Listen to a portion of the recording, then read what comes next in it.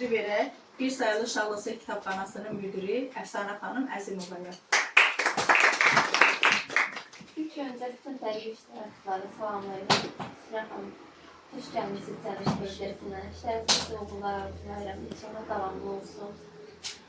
Bir Sayılı Şahlası Kitabxanasında şəhid ailələrinə görüş olacaq. Siz də cəmaş edərik. İnşallah çıxartdığınız şəhərsiz işləriniz edərsiniz. Çox sağ olun. Şeiri verək. Yenə də sözü verək şeirlərə. İndi də şeiri səsləndirir Orxan Talıbov və Aylin Nəhmətova. Mənim xəyalımda olan Qarabağ cənnət cüssəsi idi, gözəl məkandır. Orada mərd oğullar getdi torpağa, indi Qarabağım canlar alandır. Mən sevə bilmirəm daha o yeri, orada rifətimin qanı tökülüb. Yeganə oğlunu şəhid verəndə cavan anasının beli bükülüb. Tək övlad daha gözlərinə yuxu da getmir. Yoxdur ocağının nuru, çırağı.